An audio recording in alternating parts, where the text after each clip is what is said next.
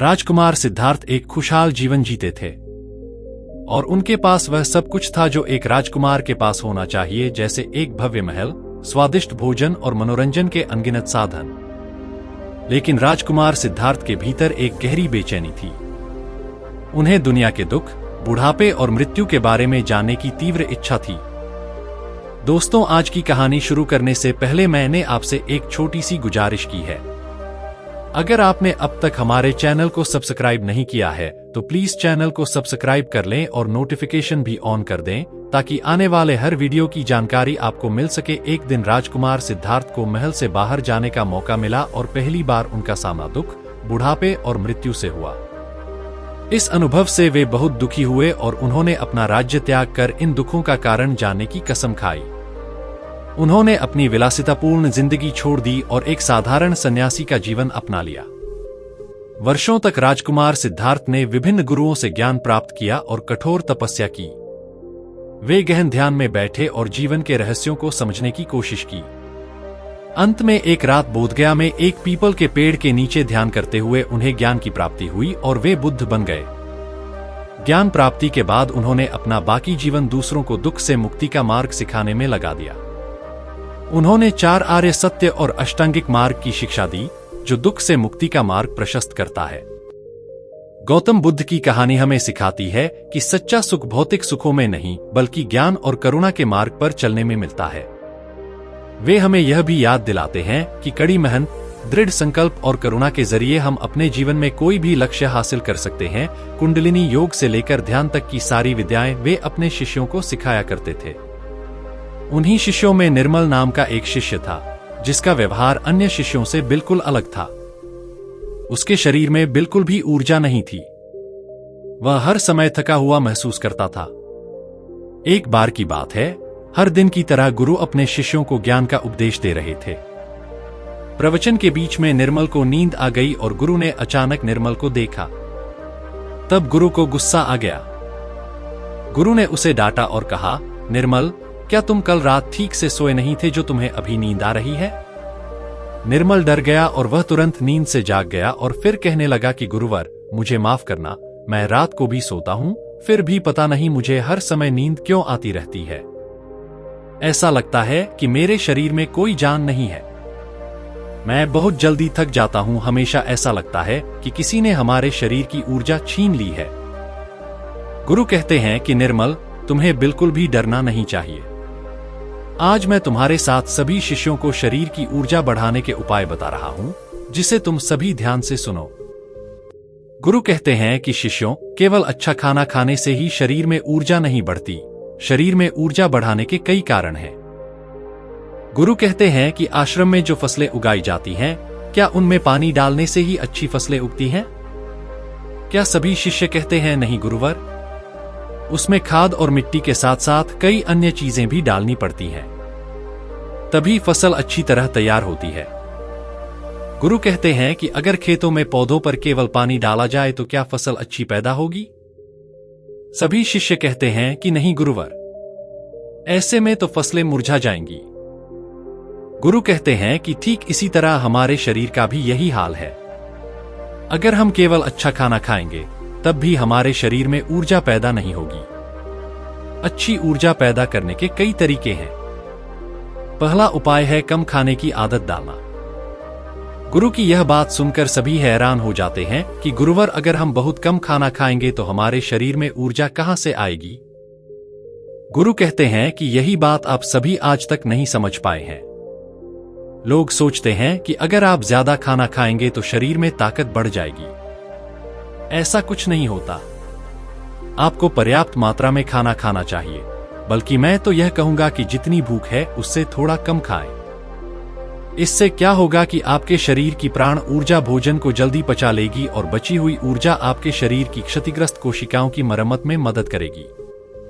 इससे आपके शरीर की प्राण ऊर्जा को आपके शरीर की देखभाल करने के लिए काफी समय मिलेगा और जब आप पर्याप्त खाना खाएंगे तो ज्यादा नहीं खाएंगे और उनका पाचन ठीक से नहीं हो पाता है। उनका पेट भारी रहता है, लेकिन जो लोग कम खाते हैं उनके खाने का पाचन बहुत जल्दी हो जाता है और फिर बची हुई प्राणशक्ति शरीर की क्षतिग्रस्त कोशिकाओं की मरम्मत में लगी रहती है।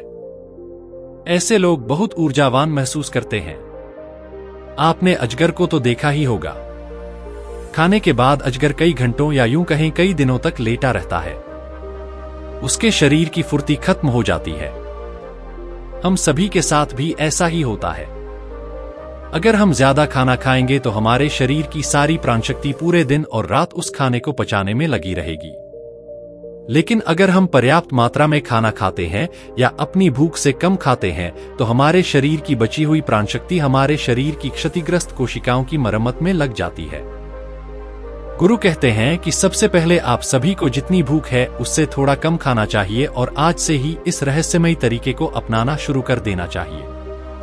आपको एक हफ्ते में इसका असर दिखने लगेगा। गुरु कहते हैं कि दूसरी चीज जो आप सभी को हमेशा ऊर्जावान बने रहने के लिए याद रखनी है वो है पौष्टिक खाना खाना। गुरु कहते हैं कि ज्यादातर लोग सिर्फ पेट भरने के लिए खाना खाते हैं। उन्हें लगता है कि अगर उनका पेट भर गया तो सब ठीक हो जाएगा, लेकिन ऐसा बिल्कुल नहीं होता है। आपके शरीर को अलग अलग तरह के विटामिन की जरूरत होती है। अगर आपके शरीर को पर्याप्त मात्रा में विटामिन नहीं मिलते हैं तो धीरे धीरे आपका शरीर कमजोर होने लगेगा। मान लीजिए आपके शरीर में विटामिन ए की कमी है तो आपको रतौंधी की समस्या हो सकती है। अगर आप अपने खाने में कैल्शियम नहीं लेते हैं तो इससे आपकी हड्डियां कमजोर हो सकती हैं और उनमें दर्द भी हो सकता है।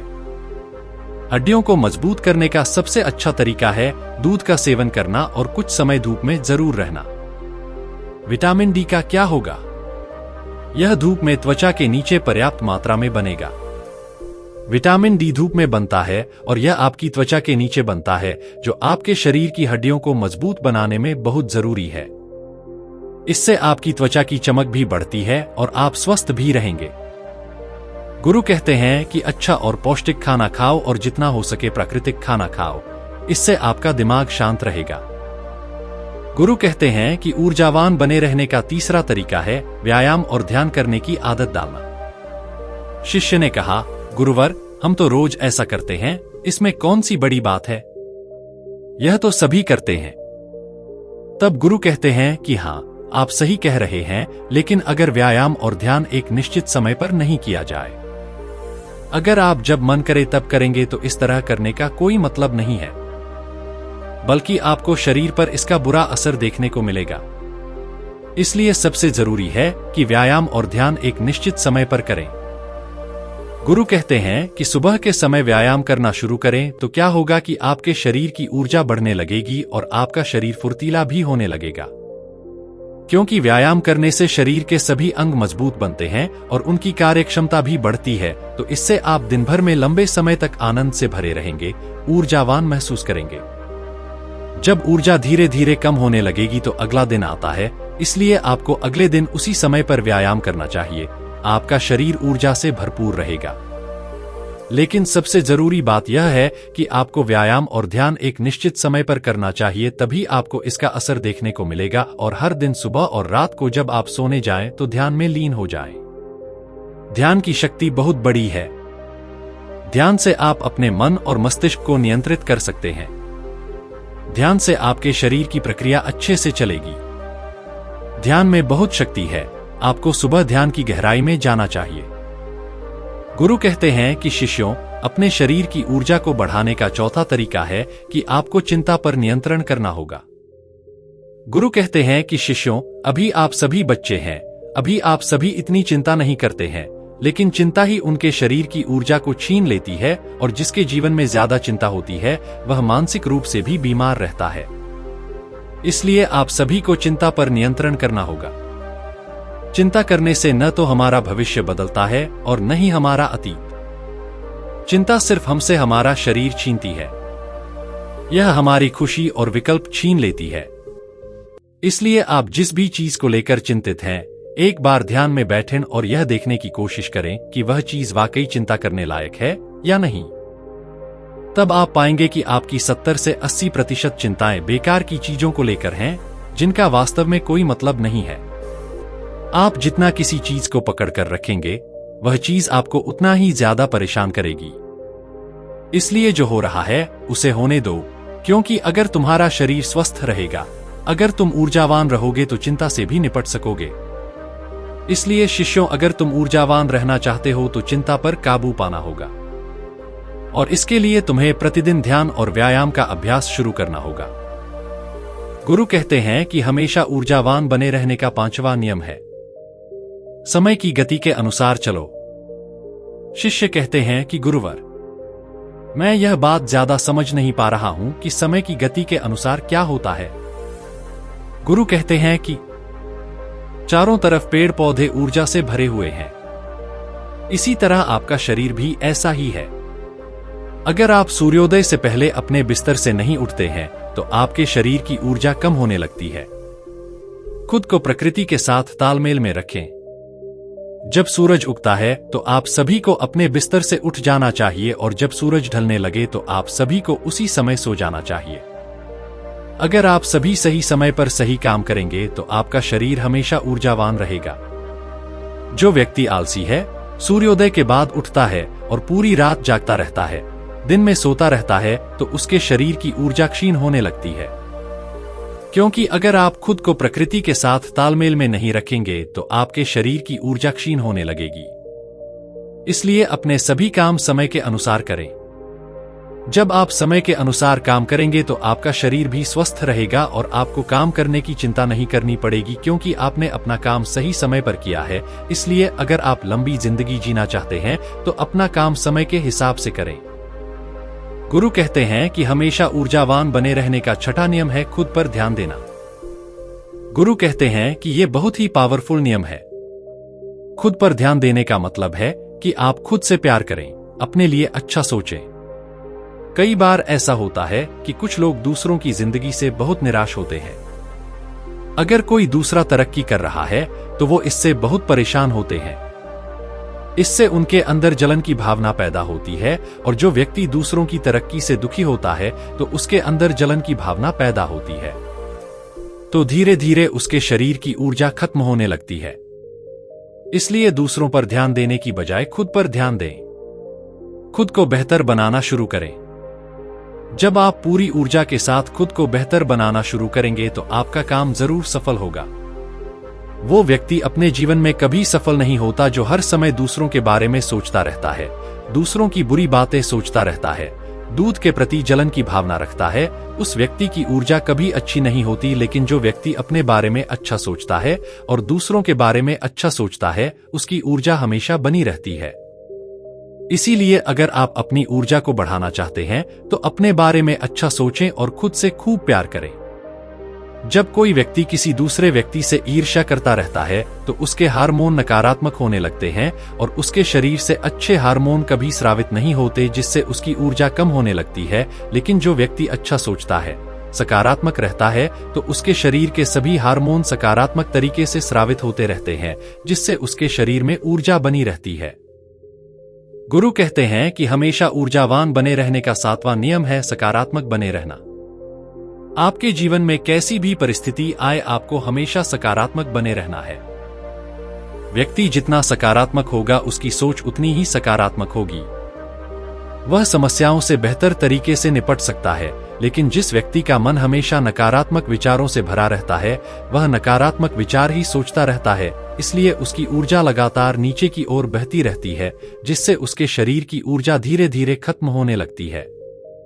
लेकिन जिस व्यक्ति के अंदर सकारात्मक भावनाएं उत्पन्न होती हैं, अगर वह सकारात्मक बातें सोचता है तो उसके अंदर की ऊर्जा ऊपर की ओर बहती है, और जब ऊर्जा ऊपर की ओर बहती है तो वह किसी भी कार्य या किसी भी तत्व पर बहुत अच्छे से सोच पाता है, और जब वह कोई भी काम करता है तो उसमें जरूर सफल होता है। इसलिए शिष्यों के लिए हमेशा सकारात्मक रहना बहुत जरूरी है। जरूरी नहीं है कि आप हर पल सकारात्मक रहें, लेकिन अगर आपकी सोच सकारात्मक है तो आप हर तरह की मुश्किलों को पार कर सकते हैं। आप अपने जीवन में मुश्किलों को हरा सकते हैं। इसीलिए सकारात्मक सोच के साथ आगे बढ़ने की कोशिश जरूर करें। गुरु कहते हैं कि शिष्यों, अगर आप सभी इन 7 नियमों को अपना लेंगे तो आपके शरीर की ऊर्जा कभी कम नहीं होगी। आप हमेशा ऊर्जावान और पवित्र बने रहेंगे। आपको आज से ही इन 7 चीजों को अपनाना शुरू कर देना चाहिए, ताकि आपके शरीर की ऊर्जा ऊपर की ओर बहे और आप सकारात्मक सोच सकें। जब आपके शरीर की ऊर्जा ऊपर की ओर बहेगी तो आपको नींद भी समय पर आएगी। आपको हर पल नींद नहीं आएगी और आपका शरीर ऊर्जा से भरपूर रहेगा। ये 7 नियम बताने के बाद गुरु चुप हो जाते हैं। फिर सभी शिष्य खड़े होकर गुरु को प्रणाम करते हैं और उनका धन्यवाद करते हैं और सभी अपने काम पर वापस लग जाते हैं। तो दोस्तों, मुझे उम्मीद है कि आपने इस वीडियो से बहुत कुछ सीखा होगा। अब क्या आपको भी लगता है कि आपके साथ जो कुछ भी हो रहा है वह सब गलत है और आपके साथ ऐसा नहीं होना चाहिए? क्या आपको भी लगता है कि जिंदगी दुखों से भरी है और कोई आपको समझना नहीं चाहता? लोग हमेशा आपको दुखी देते रहते हैं, जबकि आप सब पर विश्वास करते हैं। आप हर किसी पर खुले दिल से भरोसा करते हैं और जिस पर भी आप भरोसा करते हैं वह आपको धोखा जरूर देता है। और आपके आसपास ऐसे कई लोग हैं जो आपसे प्यार तो करते हैं, लेकिन जब समय आता है तो उनका प्यार खत्म हो जाता है। यानी जब आपका बुरा वक्त आता है तो वे भी आपको अपना असली रंग दिखाते हैं और आपकी परिस्थितियों के लिए आपको ही दोषी ठहराते हैं। और फिर भगवान हमारे साथ बुरा ही करते हैं। हमें चारों तरफ सिर्फ धोखा, धोखाधड़ी और झूठ ही दिखाई देता है। कोई भी आपकी बात ठीक से सुनना भी नहीं चाहता। क्या आपको भी ऐसा ही लगता है? तो आपको मेरी बात ध्यान से सुनने की जरूरत है, ध्यान से सुनने की और समझने की कोशिश करने की। इस दुनिया में आपके साथ जो कुछ भी हो रहा है वो सिर्फ आपके साथ ही नहीं हो रहा है, बल्कि ये हमेशा से होता आया है और हमेशा होता रहेगा। लेकिन आपको लगता है कि ये सब सिर्फ आपके साथ ही हो रहा है और आप एक खास इंसान हैं जिसे खास तरह के दुख दिए जा रहे हैं। क्या आपने कभी ऐसा महसूस किया है कि जब आप दुखी होते हैं तो आपके अंदर एक गहरी चोट आती है, आपका दिल पूरी तरह से टूट जाता है और उसके बाद हमें कुछ भी अच्छा नहीं लगता, चाहे वो हमारी पसंदीदा चीज हो या समय या कोई ऐसा माहौल जो हमें बहुत पसंद हो। लेकिन एक बार जब हम गहरे दुख में होते हैं तो हमें कुछ भी अच्छा नहीं लगता और हम इसे मन कहते हैं। जब चीजें आपकी इच्छा के अनुसार नहीं होती हैं तो आपका मन टूटने लगता है, और इसका मतलब ये नहीं है कि जब आपका मन टूटने लगता है तो आप उससे मुक्त होने लगते हैं, बल्कि वो आपको और भी बुरी तरह से जकड़ने लगता है।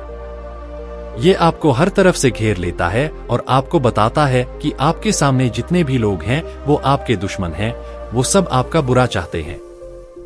वो चाहकर भी आपका अच्छा नहीं सोच सकते, इसलिए उन्हें सबक सिखाना होगा। आपका दिमाग धीरे धीरे आप पर हावी होने लगता है और ये आपको बताता है कि चाहे कुछ भी हो जाए मैं उन्हें छोड़ने वाला नहीं हूं। उन्होंने मेरे साथ बुरा किया है और मैं उन्हें इसकी सजा दूंगा। मैं उनके साथ कुछ ऐसा करूंगा जिससे उन्हें भी एहसास हो कि उन्होंने मेरे साथ गलत किया है।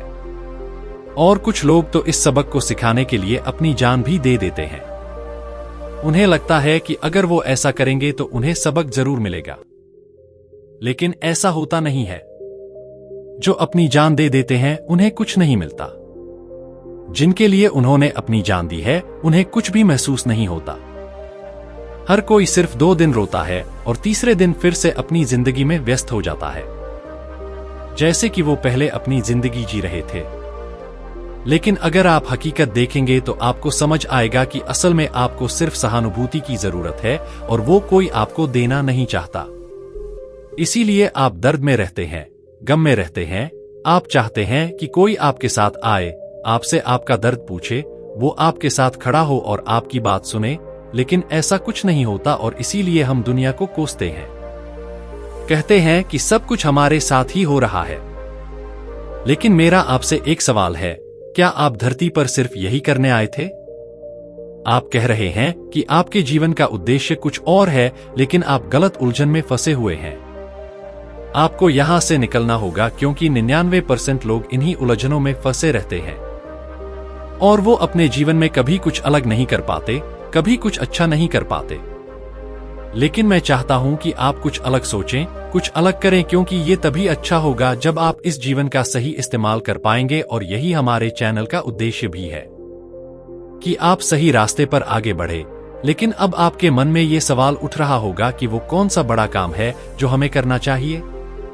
आखिर वो कौन सा बड़ा काम है? ऐसा क्या है जो आप अपने जीवन में बड़ा कर सकते हैं?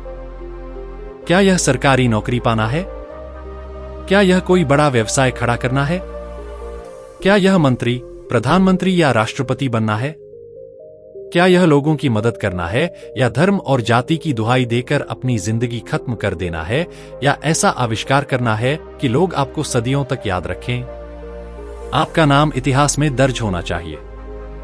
आखिर इनमें से कौन सा ऐसा काम है जिसे आप बड़ा कह सकते हैं और जो आपके जीवन को सार्थक बना सकता है, जो आपको इस भीड़ का हिस्सा बनने से बचाता है? इस अंधों की दुनिया में आपको क्या दृष्टि देता है? इसका सीधा और सरल उत्तर है कि आप क्या करना चाहते हैं। आपकी नजर में क्या सबसे अच्छा है? यानी आप जो बनना चाहते हैं, जो करना चाहते हैं, आप वो बन सकते हैं, और जो आप करना चाहते हैं, कर सकते हैं। आपको कोई नहीं रोक सकता, और अगर कोई आपको रोक सकता है तो वो आप ही हैं जो खुद को कुछ भी बनने से रोकते हैं, क्योंकि आप खुद से कहते हैं कि नहीं, मैं ये नहीं कर सकता, मेरे पास इतने संसाधन नहीं है, उसके पास बहुत कुछ है, ये मेरे लिए बहुत मुश्किल है, मैं ये सब नहीं कर पाऊंगा। लाखों सालों में कोई एक ही इंसान होता है जो कुछ बड़ा कर पाता है। मैं वो नहीं हूं। मेरे पास क्या है? मैं एक बेचारा बदकिस्मत इंसान हूं और लोग मुझे हमेशा परेशान करते रहते हैं। कोई मेरी मदद नहीं करता। अब मेरा कुछ नहीं हो सकता। लेकिन आप ये भूल रहे हैं कि आप जो भी खुद से कह रहे हैं, ये सारी बातें नकारात्मक हैं, और जब ये आपके दिमाग पर हावी हो जाती हैं तो आपका दिमाग भी नकारात्मक दिशा में ही आगे बढ़ता है, और फिर आप चाहकर भी सकारात्मकता की उस रोशनी में नहीं जा पाते, और ये नकारात्मक विचार आपके शरीर से आपकी ऊर्जा और शक्ति को पूरी तरह से खत्म कर देते हैं, और हम जो बनना चाहते थे, जो करना चाहते थे, हम खुद को उससे रोक लेते हैं। लेकिन आपने देखा होगा कि कुछ लोग ऐसे भी होते हैं जो अपनी जिंदगी में वो करते हैं जो वो करना चाहते हैं, और इसकी सिर्फ एक वजह होती है, क्योंकि वो खुद से सकारात्मक बातें करते हैं। वो सकारात्मक ऊर्जा का इस्तेमाल करते हैं। अगर उनके मन में कोई नकारात्मक ऊर्जा या विचार प्रवेश करता है तो वे उस पर विश्वास नहीं करते और सकारात्मकता की ओर बढ़ते हैं और उसे भी सकारात्मक बना देते हैं। यही कारण है कि वे अपने जीवन में जो चाहते हैं उसे प्राप्त कर पाते हैं। लेकिन फिर भी आपके मन में यह सवाल गूंजता होगा कि आप क्या करना चाहते हैं? वह कौन सा बड़ा काम है जो आप करना चाहते हैं? तो चलिए इसे एक छोटी सी कहानी के माध्यम से समझते हैं। बहुत समय पहले की बात है। एक चक्रवर्ती सम्राट महात्मा बुद्ध के पास आया, और महात्मा बुद्ध के पास आकर वह हाथ जोड़कर महात्मा बुद्ध से कहता है, हे बुद्ध, मैं एक चक्रवर्ती सम्राट हूं, मैंने इस संसार को जीत लिया है, मेरे जैसा राजा न कभी हुआ और न कभी होगा, मैंने इतने बड़े बड़े कार्य किए हैं, इतने बड़े कार्य आज तक दुनिया में किसी ने नहीं किए। लेकिन फिर भी मैं आज आपके सामने हाथ जोड़कर खड़ा हूं, क्योंकि मैं भीतर से बहुत दुखी हूं। मेरा दुख इतना गहरा है कि मैं इसे संभाल भी नहीं पा रहा हूं। मुझे वह सब कुछ मिल गया है जो मैं बचपन से पाना चाहता था। मैं जो बनना चाहता था वो तो बन गया, पर ये सब पाने के लिए मैंने बहुत से गलत काम किए। मैंने खुद ही अपने पिता को मरवा दिया, जिसके कारण मेरी मां भी मुझसे नफरत करने लगी। वो मुझे छोड़कर चली गई, और जिससे मैं प्यार करता था वो भी मुझे छोड़कर चला गया। इस तरह से एक एक करके सभी मुझसे दूर जाने लगे, और आखिरकार अब मैं बिल्कुल अकेला हो गया हूं। और अब अगर कोई मेरे साथ है तो वो सब मेरे दुश्मन हैं। वो सब मेरी मौत का इंतजार कर रहे हैं। मुझे पता है कि मैंने जो भी किया है वो गलत है, और मैंने ही ये सब किया है। और हे बुद्ध, इसीलिए मैं आज आपके पास आया हूं। क्या दुनिया में ऐसा जीवन जिया जा सकता है जिसमें कोई गलती न हो, और जब हम अपनी आखिरी सांसें गिन रहे हो, मौत के दरवाजे पर खड़े हो, तो हमें एहसास होना चाहिए कि हमने कोई गलती नहीं की है? क्या ऐसा कभी हो सकता है? महात्मा बुद्ध ने उस सम्राट की सारी बातें ध्यान से सुनी, और फिर उन्होंने उस सम्राट से कहा, हे राजन, ऐसा जीवन जिसमें कोई गलती न हो वो सिर्फ मरे हुओं का ही हो सकता है, क्योंकि मरे हुए न तो कोई काम करते हैं और न ही वो कोई गलती कर सकते हैं, पर जिसमें जीवन है वो जीवन है। प्रणवानंद जी के महात्मा बुद्ध से इतना कहने के बाद उस सम्राट ने महात्मा बुद्ध से कहा, हे बुद्ध, तो इसका क्या मतलब है कि मैंने अपने जीवन में जो भी पाप किए हैं वे पाप नहीं हैं? आप यह कहना चाहते हैं कि मनुष्य चाहकर भी खुद को गलतियां करने से नहीं रोक सकता? क्या इसका यही मतलब है?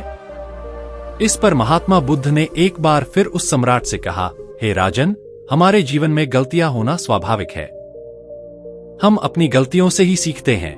जो लोग गलतियां नहीं करते वे कभी नहीं सीखते, लेकिन जानबूझकर की गई गलती गलती नहीं बल्कि अपराध है। गलती वह होती है जो हम अज्ञानता में करते हैं, अनजाने में करते हैं, और यही गलतियां हमें सिखाती हैं और जीवन का सार बताती हैं। लेकिन एक ही गलती को बार बार दोहराना यह दर्शाता है कि मनुष्य अपनी गलतियों से सीख नहीं रहा है। उसमें किसी भी तरह की समझ विकसित नहीं हो रही है, क्योंकि जो गलती करता है, जो समझता है, वह उस गलती को दोबारा नहीं दोहराता, बल्कि वह उनसे सीखता है और आगे बढ़ता है और अपने जीवन में कुछ नई गलतियां करता है, और वह हर गलती से कुछ न कुछ सीखता है और खुद को बेहतर बनाता है। लेकिन इस दुनिया में ज्यादातर लोग गलतियां करते हैं और फिर उन गलतियों को बार बार दोहराते रहते हैं। उन्हें पता है कि ऐसा करने से उन्हें कोई फायदा नहीं मिलने वाला है, लेकिन फिर भी वो खुद को रोक नहीं पाते, क्योंकि वो अपने मन के वशीभूत होते हैं और बार बार उस काम को करते रहते हैं, और असल में ये पाप है, ये अधर्म है। इस पर वो सम्राट महात्मा बुद्ध से कहता है, हे बुद्ध, आप सही कहते हैं। मैं इस दुनिया में जो भी सबसे बड़ा काम कर सकता था वो मैंने कर दिया है। मैं इस दुनिया का सबसे बड़ा सम्राट हूं और अब इस धरती पर मुझसे बड़ा कोई सम्राट नहीं है। मेरा नाम इतिहास में दर्ज हो गया है। क्या इससे बड़ा कोई काम हो सकता है जिसे पूरा करके मैं अपना जीवन धन्य कर सकूं? इस पर महात्मा बुद्ध मुस्कुराए और सम्राट से बोले, हे राजन, तुमने सबसे बड़ा काम तो कर दिया, लेकिन क्या तुम मेरे लिए एक छोटा सा काम कर सकते हो? इस पर सम्राट महात्मा बुद्ध से बोला, बताओ बुद्ध, वो काम क्या है? मैं वो काम जरूर करूंगा। इस पर महात्मा बुद्ध ने सम्राट से कहा, हे राजन, यह तुम्हारे लिए बहुत काम है। तुम्हें कोई बड़ा काम नहीं करना है। तुम्हें बस इस भिक्षा पात्र में मेरे लिए भिक्षा मांगनी है। यह तो बस इतना सा काम है।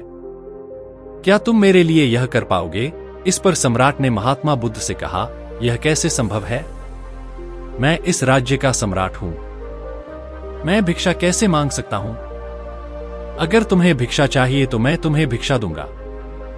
तुम जो कहोगे मैं तुम्हारे लिए ला सकता हूं। अगर तुम चाहो तो मेरा पूरा साम्राज्य ले लो। मैं अपना राज्य अभी त्याग कर तुम्हें दे सकता हूं। इस पर महात्मा बुद्ध मुस्कुराने लगे और सम्राट से बोले, हे राजन, जब तुम एक छोटा सा काम नहीं कर सके तो तुम कौन सा बड़ा काम कर पाओगे? तुमने वही किया है जो तुम कर सकते थे। तुम एक राजा के बेटे थे और तुमने सम्राट बनकर कौन सा बड़ा काम किया? महात्मा बुद्ध के ये शब्द सम्राट के दिल को ठेस पहुंचा रहे थे। इससे क्रोधित होकर सम्राट ने कहा, हे राजन, जब तुम एक छोटा सा काम नहीं कर सके तो तुम कौन सा बड़ा काम कर पाओगे? तुमने तो वही किया है जो तुम कर सकते थे। तुम एक राजा के बेटे थे और तुमने सम्राट बनकर कौन सा बड़ा काम किया? महात्मा बुद्ध के ये शब्द सम्राट के दिल को ठेस पहुंचा रहे थे। मैं यह करने के लिए तैयार हूं। मैं जाकर भिक्षा मांगूंगा। इस पर महात्मा बुद्ध सम्राट से कहते हैं, लेकिन हे राजन, मेरी एक शर्त है। आप राजा के वेश में नहीं बल्कि एक साधारण व्यक्ति के वेश में भिक्षा मांगने जाइए। राजा महात्मा बुद्ध की बात मान लेता है और वह भिक्षा मांगने के लिए एक साधारण व्यक्ति के वेश में गांव में पहुंच जाता है। वह गांव के हर दरवाजे पर दस्तक देता है। वह हर घर में भिक्षा मांगने की कोशिश करता है, लेकिन सुबह से शाम तक उसे कोई भी भिक्षा नहीं देता, बल्कि सभी उससे कहते थे, अरे तुम बड़े अभिमानी हो। तुम ऐसे भीख मांग रहे हो जैसे तुम भिखारी नहीं बल्कि राजा हो और हम तुम्हारे गुलाम हैं। घूमते घूमते सुबह से शाम हो गई, लेकिन राजा को भिक्षा नहीं मिली। अंत में थक-हार कर वह महात्मा बुद्ध के पास वापस आ। ऐसा कहकर महात्मा बुद्ध भिक्षा पात्र हाथ में लेकर राजा को अपने साथ ले लेते हैं और पुनः गांव की ओर चल पड़ते हैं। गांव के सबसे पहले द्वार पर ही वह भिक्षा मांगते हैं। उस घर से एक व्यक्ति निकलता है जो महात्मा बुद्ध को प्रणाम करता है और उनके भिक्षा पात्र में भिक्षा डाल देता है। और इतना ही नहीं, महात्मा बुद्ध के पीछे राजा भी खड़ा था जिसे उस व्यक्ति ने भी भिक्षा दी। इस पर महात्मा बुद्ध उस राजा से कहते हैं कि देखो राजन, तुम जिस भी प्रकार के व्यक्ति के पीछे खड़े होगे, अर्थात जिस भी प्रकार के व्यक्ति की संगति करोगे, तो उस व्यक्ति को जो भी पुण्य या पाप मिलेगा उसका कुछ अंश तुम्हें भी अवश्य मिलेगा। जैसे अभी तुम्हें मेरी वजह से भिक्षा मिली है, वैसे ही यदि तुम्हें अपने जीवन में धर्म चाहिए, सुख शांति चाहिए, भिक्षा चाहिए, तो तुम्हें विनम्र होना पड़ेगा। तुम्हें अपना अहंकार त्यागना होगा और अपने आप को बाह्य रूप से अभिव्यक्त करना होगा, अर्थात तुम जो हो वही बनना होगा। जो बन गए हो उसे छोड़ दो। राजा ने महात्मा बुद्ध की सारी बातें ध्यान से सुनी और उसके बाद वह उसी गांव के दूसरे द्वार पर गया। उसने दरवाजा खटखटाया और एक बूढ़ी औरत घर से बाहर आई। हालांकि राजा ने पहले भी उस दरवाजे पर भीख मांगी थी, लेकिन तब उसे भिक्षा नहीं मिली थी। लेकिन जैसे ही वह बूढ़ी औरत उस घर से बाहर आई, राजा ने उस बूढ़ी औरत से कहा, हे मां, मुझे अपने गुरु के लिए कुछ भिक्षा चाहिए। क्या तुम मुझे कुछ भिक्षा दे सकती हो? यह कहकर राजा घुटनों के बल बैठ गया। वह बूढ़ी औरत बिना कुछ कहे अंदर चली गई और कुछ भोजन लाकर राजा के भिक्षा पात्र में डाल दिया। वह भिक्षा देखकर वह तुरंत उठ खड़ा हुआ और मन ही मन बहुत खुश हुआ। उसने उस बूढ़ी औरत का माथा चूमा और उसे धन्यवाद दिया, और वह कुछ भिक्षा लेकर महात्मा बुद्ध के पास गया। उसे देखकर ऐसा लग रहा था मानो वह अपने जीवन की सबसे कीमती चीज महात्मा बुद्ध को सौंपने जा रहा हो। महात्मा बुद्ध के पास पहुंचकर वह महात्मा बुद्ध से कहता है, हे गुरुवर, मेरी यह छोटी सी भिक्षा स्वीकार करें। महात्मा बुद्ध ने खुशी खुशी भिक्षा स्वीकार की और सम्राट से कहा, राजन, इस संसार में हम बहुत कुछ हैं, अमीर, गरीब, किसान, व्यापारी, सन्यासी, सम्राट, सुंदर, कुरूप, लेकिन हम में से कोई भी मनुष्य नहीं है, क्योंकि हम स्वयं को भूल चुके हैं। सम्राट बनना कोई बड़ा काम नहीं है। बड़ा काम है मनुष्य होना, मानवता निभाना, स्वयं को जानना और जागरूकता में जीना। मनुष्य का जीवन भी ऐसा ही है, लेकिन हम अपने जीवन को भूल चुके हैं और उसे बेवजह बर्बाद कर रहे हैं, जबकि हमें ऐसा नहीं करना चाहिए। किसी को दोष देने में, किसी पर गुस्सा करने में, किसी का अपमान करने में या ऐसे काम करने में जिनका जीवन में कोई अर्थ नहीं है, तो ऐसी स्थिति में हम अपनी ऊर्जा का एक बहुत बड़ा हिस्सा बेवजह बर्बाद कर रहे हैं। अगर किसी के पास दुखी होने का वाजिब कारण है तो उसे दुखी होना चाहिए। अगर किसी के पास चिंता करने का वाजिब कारण है तो उसे चिंता करनी चाहिए, लेकिन लोगों को यह समझाने में अपना जीवन बर्बाद न करें कि आप ऐसा क्यों हैं, क्योंकि लोग आपको कभी नहीं समझेंगे। वो आपसे ये जरूर कहेंगे कि मैं आपको समझता हूं, लेकिन अगले दिन वो आपसे कहेंगे कि आप मुझे नहीं समझते। ये समझने और समझाने का खेल ऐसे ही चलता रहेगा और इसमें अपना समय बर्बाद करना बेकार है, क्योंकि इस तरह तो आपका पूरा जीवन बर्बाद हो जाएगा। ये नकार और टकराव का खेल जीवन भर ऐसे ही चलता रहेगा, लेकिन जो इससे आगे निकल जाएगा वही अपने जीवन को समझ पाएगा, वही अपने जीवन का सही इस्तेमाल कर पाएगा और वही अपने जीवन में कुछ बड़ा कर पाएगा। आगे महात्मा बुद्ध उस सम्राट से कहते हैं, हे राजा, अगर तुम्हें जीवन में कुछ बड़ा करना है तो खुद को समझो, खुद को बेहतर बनाओ। महात्मा बुद्ध कहते हैं, मुझे गरीबी पसंद नहीं है। मनुष्य को मेहनती होना चाहिए, हमेशा प्रयास करते रहना चाहिए और जीवन को बेहतर बनाना चाहिए। इतना कहने के बाद महात्मा बुद्ध शांत हो गए और उस सम्राट को भी अपनी गलतियों का एहसास हुआ। दोस्तों, अगर आप भी अपने जीवन में कुछ बड़ा करना चाहते हैं तो महात्मा बुद्ध की इन शिक्षाओं का पालन जरूर करें। आप देखेंगे कि आपका मन भी शांति और सुकून से भर जाएगा। उसके बाद आपको कोई दुख नहीं होगा। हाँ, ये बात और है कि हम मौत से डरते हैं, इसीलिए हमने मौत के बाद के जीवन के बारे में भी एक धारणा बना ली है, लेकिन आप भूल जाते हैं कि मौत जितनी बड़ी रहस्य है, आप जो जीवन जी रहे हैं वो उससे भी बड़ा रहस्य है।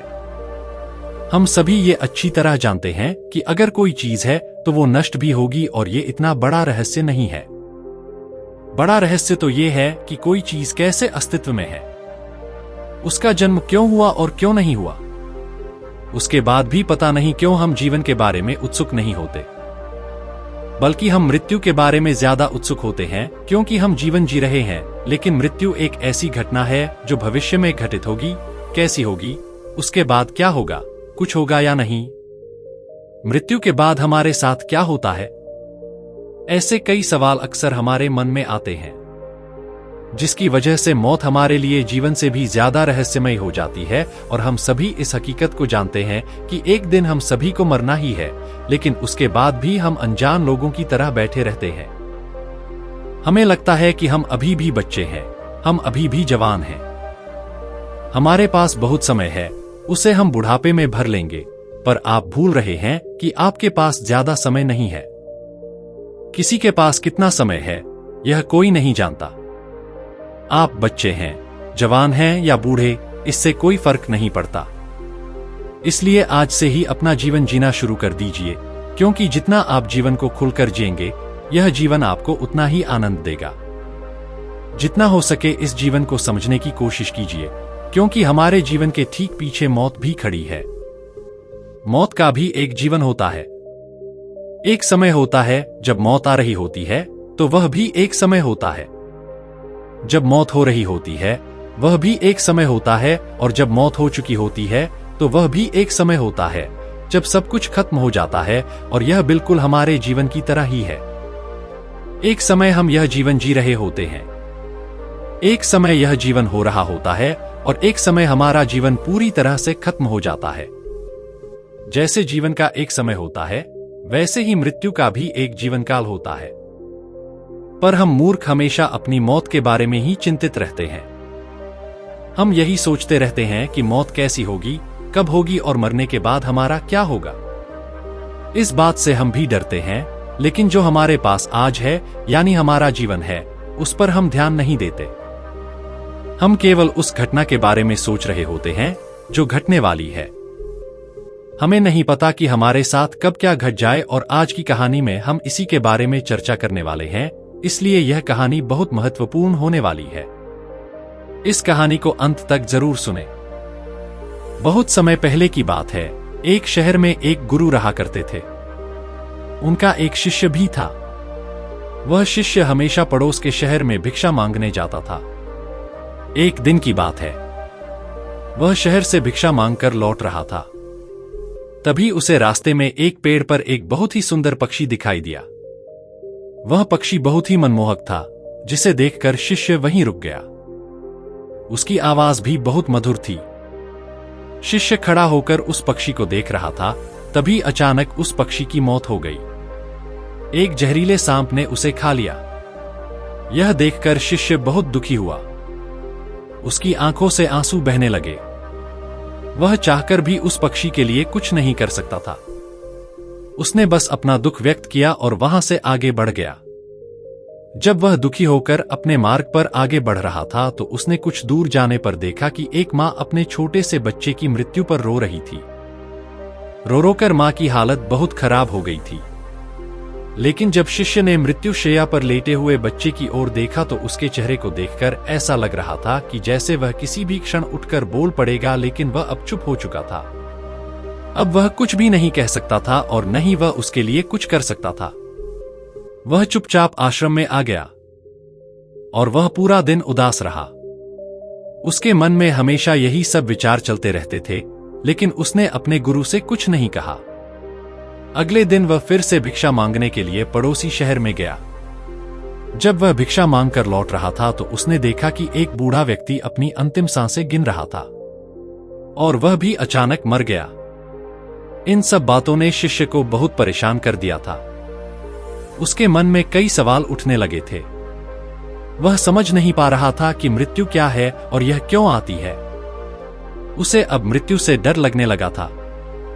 वह वापस आश्रम की ओर आ रहा था। तभी उसने देखा कि आश्रम से थोड़ी दूरी पर एक व्यक्ति पेड़ पर चढ़कर लकड़ियां काट रहा था। लकड़ी काटते समय अचानक उसका पैर फिसल गया और वह जमीन पर गिर पड़ा। उसके सिर पर गहरी चोट लग गई थी। आसपास के कुछ लोगों ने उसे पानी पिलाया, लेकिन पानी पीते ही उसकी मौत हो गई। यह देखकर शिष्य और भी भयभीत हो गया था। उसे समझ में नहीं आ रहा था कि वह क्या करे। वह भीतर से बहुत दुखी हो गया था। ये सारी घटनाएं उसके सामने घट रही थीं। इन सारी घटनाओं को लेकर उसके मन में कई सवाल उठ रहे थे। वह भी बहुत दुखी था और उसे इन सारे सवालों के जवाब चाहिए थे। इसी वजह से वह इस तरह अपने आश्रम पहुंचा। जब गुरु ने अपने शिष्य को इस तरह उदास देखा, तो उन्होंने अपने शिष्य से कहा, क्या बात है? तुम मुझे कई दिनों से उदास दिख रहे हो। मैंने तुम्हें हमेशा हंसते खिलते देखा है, लेकिन कुछ दिनों से मैं देख रहा हूं कि न तो तुम ठीक से खाते पीते हो और न ही चैन से सोते हो। उसने अपने साथ हुई सारी घटनाएं अपने गुरु को बताई और गुरु से प्रश्न पूछते हुए कहा कि गुरुवर, एक व्यक्ति अपना पूरा जीवन सिर्फ अपने परिवार के लिए जीता है। वह अपने परिवार के लिए खुशियां बटोरना चाहता है। वह चाहता है कि उसके परिवार को कभी किसी चीज की कमी न हो और इसके लिए वह हर संभव प्रयास करता है। इसके लिए वह दिन रात मेहनत करता है, अथक परिश्रम करता है, लेकिन अचानक एक दिन उसकी मृत्यु हो जाती है। यह बात मेरी समझ में नहीं आ रही है। हम सभी जन्म लेते हैं और हमारा जीवन मृत्यु तक चलता है, लेकिन मृत्यु तो बुढ़ापे में आती है। फिर कुछ लोग ऐसे बचपन में क्यों मर जाते हैं? कुछ लोग अचानक मर जाते हैं। लेकिन गुरुवर, मृत्यु तो बुढ़ापे में आनी चाहिए और सभी की मृत्यु तो बुढ़ापे में ही लिखी होती है। फिर कुछ लोग ऐसे समय से पहले क्यों मर जाते हैं? इन सब के पीछे क्या कारण है? गुरुदेव, उस गुरुवर ने अपने शिष्य की सारी बातें ध्यान से सुनी और फिर उन्होंने अपने शिष्य से कहा, इस संसार में समय से पहले कोई नहीं मरता। इस मृत्यु का बुढ़ापे से कोई संबंध नहीं है। मृत्यु तो कर्म और नियमों से संबंधित है। नियम कहते हैं कि कोई भी व्यक्ति या कोई भी प्राणी या निर्जीव व्यक्ति जो भी प्रकट हुआ है, जिसने भी जन्म लिया है, जिसकी भी रचना हुई है, उसके जन्म के समय से ही दो जीवन होते हैं, यानी हम एक जीवन जीते हैं और दूसरी तरफ मृत्यु को जीते हैं। उस गुरुवर की यह बात सुनकर उस शिष्य को थोड़ा आश्चर्य हुआ और उसने उस गुरुवर से कहा, हे गुरुवर, आप क्या कहना चाहते हैं? हम मनुष्य हैं और अपना जीवन जी रहे हैं और जीवन के बाद हम मर जाते हैं, और मृत्यु के बाद कौन जीता है? लेकिन आप कह रहे हैं कि हम जन्म से ही दो जीवन जीते हैं। यह बात मेरी समझ में नहीं आ रही है। कृपया स्पष्ट रूप से समझाएं। अपने शिष्य की यह बात सुनकर गुरु ने पास में पड़ा एक छोटा सा लकड़ी का टुकड़ा उठाया और उसकी ओर इशारा करते हुए गुरु ने अपने शिष्य से कहा, क्या तुम इस लकड़ी को छोटा होता हुआ देख रहे हो? इस पर शिष्य ने सिर हिलाया और गुरु से कहा, हाँ गुरुवर, मैं इस लकड़ी को स्पष्ट रूप से देख सकता हूं। इस पर गुरु ने अपने शिष्य से कहा, इस लकड़ी के छोटे होते जाने को अपना जीवन समझो और अभी यह लकड़ी पूरी है, लेकिन अब मैं इस लकड़ी के एक तरफ आग लगाने जा रहा हूं। और यह कहते हुए गुरु ने लकड़ी के एक सिरे में आग लगा दी और फिर शिष्य को समझाते हुए उन्होंने कहा, भंते, यह अग्नि ही जीवन है। इस जीवन की अग्नि में हमारा जीवन निरंतर जलता रहता है। और उस अग्नि की ओर इशारा करते हुए उन्होंने शिष्य से कहा, इस लकड़ी को इस अग्नि की तरह ही देखो। यह लकड़ी जलकर कैसे छोटी हो रही है। वह शिष्य उस लकड़ी को ध्यान से देखने लगा। धीरे धीरे उस लकड़ी का एक सिरा तेजी से जलने लगा और जलकर उसका आकार छोटा हो गया। इस पर गुरु ने अपने शिष्य से कहा, इस लकड़ी का जो भाग जल गया है वह मृत्यु का जीवन है, और जो भाग बचा है वह हमारा जीवन है, जिसे हम जी रहे हैं। लेकिन धीरे धीरे लकड़ी का यह बचा हुआ भाग भी जलकर राख हो जाएगा और हमारा जीवन और भी छोटा हो जाएगा। और फिर एक समय आएगा जब हम मृत्यु को प्राप्त होंगे, और यही वह समय होगा जब मृत्यु पूर्ण होगी। अर्थात एक ओर से जीवन मृत्यु की ओर यात्रा करता है और दूसरी ओर से मृत्यु जीवन की ओर यात्रा करती है। अपने गुरु की यह बात सुनकर शिष्य एक बार फिर गुरु से प्रश्न करता है और कहता है, हे गुरुवर, आपने जो भी कहा वह सत्य है, लेकिन जन्म के साथ ही जीवन मृत्यु की ओर बढ़ता है और मृत्यु जीवन की ओर बढ़ती है। लेकिन कुछ लोग असमय ही मर जाते हैं। न तो वे पूरी तरह से मृत्यु की ओर बढ़ पाते हैं और न ही मृत्यु पूरी तरह से उनकी ओर आती है। वे जन्म से लेकर बुढ़ापे तक का सफर पूरा नहीं कर पाते, बल्कि वे दुर्घटना में असमय ही मर जाते हैं। वे कोई भी हो सकते हैं, बच्चे हो सकते हैं, जवान हो सकते हैं। ऐसा क्यों होता है? इस पर गुरु मुस्कुराते हुए अपने शिष्य से कहते हैं, नहीं, मृत्यु दुर्घटना नहीं होती। जिसे जिस समय और जिस तरह से मरना है वह वैसे ही होगा। यह सब कर्म का खेल है। हमारे कर्म ही हिसाब किताब चुकता करने का काम करते हैं। कुछ लोगों को आरामदायक मृत्यु मिलती है, जबकि कुछ को बहुत ही दर्दनाक मृत्यु मिलती है। कुछ लोग जीवन भर दुखों में जीते हैं और अंत में बुढ़ापे में मर जाते हैं। कुछ लोग मृत्यु की कामना करते हुए ही मर जाते हैं। कुछ लोग बहुत ही छोटा जीवन जीते हैं और उसमें खुश रहते हैं, और कुछ लोग जीवन शुरू करते ही मर जाते हैं। और जो लोग बहुत लंबी जिंदगी जीते हैं वो उसमें अपनी समझ विकसित करते हैं और अपने बुरे कर्मों के असर को कम करते रहते हैं और अच्छे कर्मों के असर को बढ़ाते रहते हैं, जिससे उन्हें एक अच्छा जीवन मिलता है। वो लोग अपने बुरे कर्मों की वजह से अपनी चेतना को अच्छे से समझ पाते हैं, उसे निखार पाते हैं, और ऐसी चेतना उन्हें हमेशा बुराइयों से बाहर आने में मदद करती है। जैसे सोने को शुद्ध करने के लिए उसे आग में तपना पड़ता है, हमारी चेतना भी वैसी ही है। दुख और दर्द इंसान की चेतना को निखारने के लिए आते रहते हैं और आपका जीवन कितना लंबा चलेगा ये आपके कर्मों से तय होता है। यहाँ इस दुनिया में, इस ब्रह्मांड में सब कुछ नियम से चल रहा है। कोई भी चीज अपने आप इधर उधर नहीं जा रही है। सबके आने और जाने का समय पहले से ही तय है। जो लोग अपना समय स्वयं निर्धारित करने में सक्षम होते हैं और जो आत्मज्ञान प्राप्त करने में सक्षम होते हैं, वे ही प्रकृति के इस बंधन से मुक्त हो पाते हैं।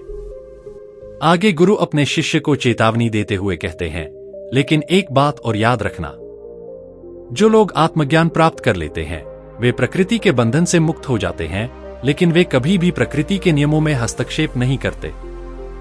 बल्कि वह एक बार फिर गुरु से प्रश्न करते हुए कहते हैं, लेकिन गुरुवर, यह तो अन्याय है। कोई भी मनुष्य ऐसा नहीं है जो बुढ़ापे तक अपना जीवन जीता हो और कोई बचपन में ही मर जाता है। इस पर गुरु एक बार फिर मुस्कुराने लगे और अपने शिष्य से कहते हैं, चलो पहले भोजन तैयार करते हैं।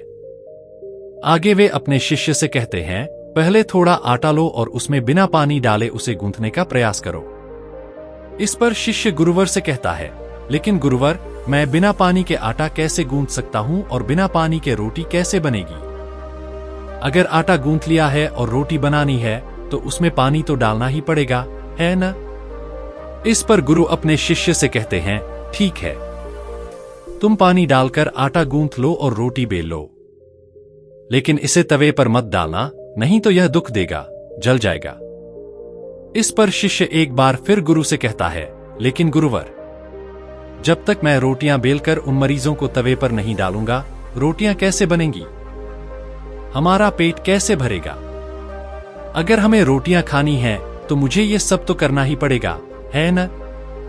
इस पर गुरु अपने शिष्य को समझाते हैं, मैं भी तुम्हें यही समझाने की कोशिश कर रहा हूं। ये प्रकृति हमारे साथ भी कुछ ऐसा ही करती है। हमें हमारे अच्छे बुरे कर्मों के आधार पर गूंथती है। हमें दुख दर्द के तवे पर डालकर तैयार करती है ताकि हम वो बन सकें जो हमें बनना चाहिए। जैसे आटे और रोटी में फर्क होता है, वैसे ही समय आने पर हमें भी मृत्यु मिलती है, ताकि हम अपना असली स्वरूप पा सकें, सही आकार में ढल सकें। इस पर शिष्य एक बार फिर गुरु से सवाल करता है और कहता है, हे गुरुवर, आपने जो कहा वो सब मैं समझ गया, लेकिन फिर भी मैं आपसे कुछ पूछना चाहता हूं। इस पर वही गुरु अपने शिष्य से कहते हैं, पूछो, तुम्हारा प्रश्न क्या है? इस पर शिष्य गुरु से कहता है, हे गुरु, मैंने देखा है कि जो लोग अच्छे कर्म करते हैं, जो लोग ईमानदार होते हैं, वे भी जल्दी मृत्यु को प्राप्त होते हैं, जबकि बुरे और अपराधी जो लोगों को परेशान करते हैं, लोगों को पीड़ा देते हैं, उनका जीवन बहुत लंबा होता है। क्या यह अन्याय नहीं है? इस पर गुरु जोर से हंसे और अपने शिष्य से कहा, इसका कोई अंत नहीं है। तुम प्रश्न पूछते रहोगे और मैं तुम्हें उत्तर देता रहूंगा। इसका एक ही उपाय है कि तुम इसे अपने भीतर से समझने का प्रयास करो, अपने भीतर से इसे जानो और उसके बाद जो भी पूछना है तुम पूछ सकते हो, मैं उसका उत्तर अवश्य दूंगा। आगे गुरुदेव अपने शिष्य को समझाते हैं, बनना, विशेषकर दीर्घायु होना, बिल्कुल भी नहीं है। इस मानव शरीर को दीर्घायु बनाना हमारा उद्देश्य कभी नहीं था और नहीं अब है। हम इस धरती पर किसी उद्देश्य के लिए आते हैं।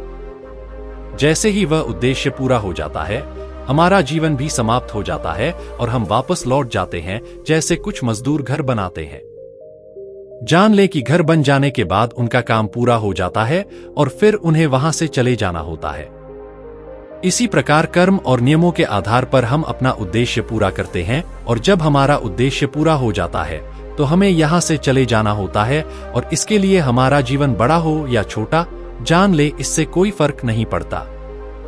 इस पर शिष्य एक बार फिर गुरु से प्रश्न करता है और कहता है, हे गुरु, अभी आपने कहा कि हम यहाँ किसी उद्देश्य के लिए आते हैं और जब हमारा उद्देश्य पूरा हो जाता है तो हमें यहाँ से चले जाना होता है, लेकिन हम जो बुरे कर्म करते हैं, क्या वह भी प्रकृति का कोई उद्देश्य है जो वह हमारे माध्यम से पूरा करती है? इस पर गुरु अपने शिष्य के प्रश्न का उत्तर देते हैं और कहते हैं, भंते, प्रकृति का कोई उद्देश्य नहीं है, प्रकृति का अपना कोई उद्देश्य नहीं है, वह केवल आपको सही रास्ते पर लाना चाहती है। वह आपको समझाने की कोशिश करती रहती है कि आपको और मेहनत करने की जरूरत है, आपको सुधार करने की जरूरत है, लेकिन हम दुख और सुख में इतने उलझ जाते हैं कि हम अपना उद्देश्य कभी नहीं खोज पाते। इस पर शिष्य अब गुरु से दूसरा प्रश्न पूछने का अनुरोध करता है, लेकिन गुरु कहते हैं, पंत, मैंने तुमसे पहले ही कहा था कि अगर मैं इसका उत्तर देता रहूंगा तो तुम्हारे प्रश्न कभी खत्म नहीं होंगे, इसलिए तुम ध्यान करो और इसे स्वयं जानो, और उसके बाद तुम्हारे जो भी प्रश्न होंगे मैं उनका उत्तर जरूर दूंगा। यह कहकर गुरु वहां से चले गए और शिष्य ने गुरु की बात मानकर प्रतिदिन ध्यान करना शुरू कर दिया।